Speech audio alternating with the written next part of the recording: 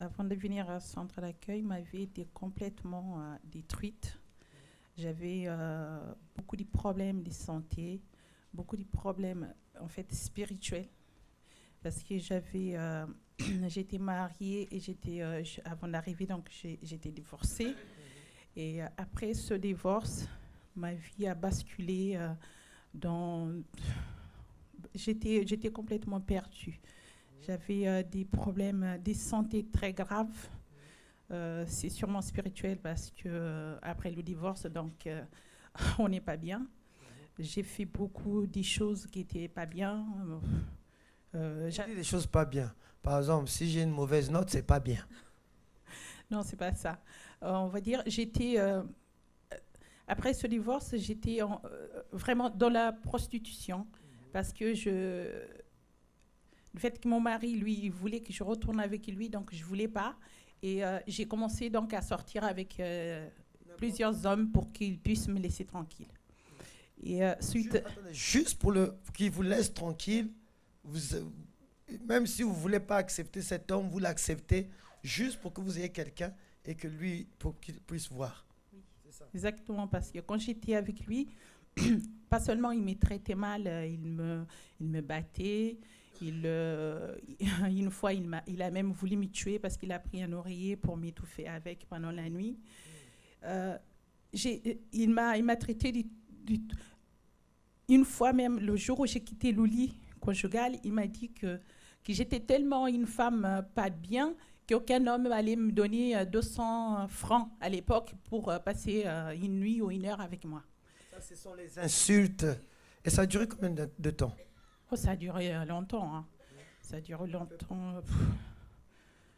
On va dire presque une dizaine d'années. Hein. Oui. J'étais humiliée, mais humiliée. Il me traitait de tous les noms. Et comme c'était un professeur et que c'était quelqu'un de bien, donc moi, étant quelque chose, quoi. Quelqu'un de bien. Ça, c'est l'apparence. Professeur, donc intellectuel. Et il y a beaucoup de femmes qui vivent dans le monde, dans cette souffrance conjugale.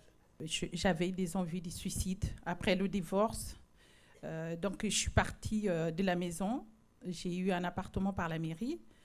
Et j'ai eu un bon travail, parce que j'étais chauffeur transport en commun à Roissy. Donc, c'était un bon travail. J'étais fière de moi, mais je faisais plein de choses à côté qui n'étaient pas du tout...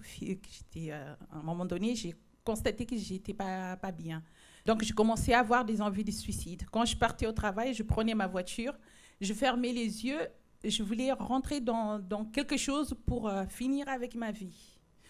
Seulement, ça ne s'est pas fait. C'est comme si la voiture connaissait déjà la route, donc j'arrivais toujours où je devrais aller. Et en fin de compte, un jour, c'était, je pense, mon dernier jour, c'était un dimanche matin. Je dis là, c'est la fin. Je ne peux plus continuer comme ça. J'ai été chercher les marabouts, j'ai payé plein d'argent parce que j'étais malade, j'avais des douleurs affreuses, j'avais 2 buts de cancer, j'ai eu un cancer au sein, j'ai eu début de cancer aux ovaires. Les médecins m'ont même envoyé au pays parce qu'ils m'ont dit que j'étais une bombe à retardement. Trop tard, j'allais exploser. Mais ma vie a été transformée. J'ai eu, donc pendant l'église, ma santé s'est remise.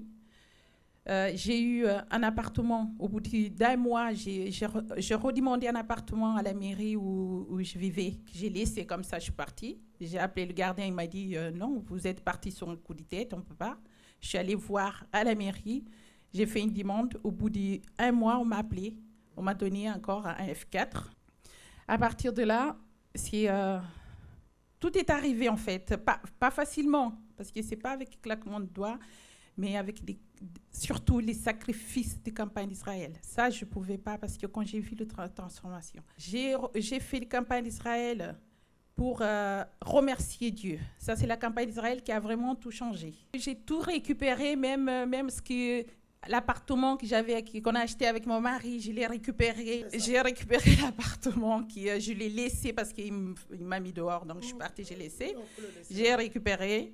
Et après, Dieu a mis sur ma route alors que je demandais rien du tout. Hein.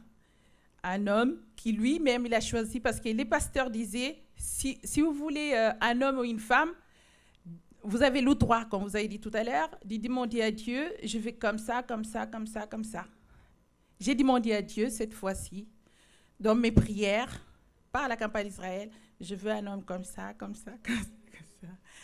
Parce que je voulais un homme qu'on allait se comprendre, un homme simple, calme. Et Dieu m'a envoyé cet homme-là. Et ça fait presque 1 an et demi qu'on nous sommes mariés. Et c'est tous les jours, c'est des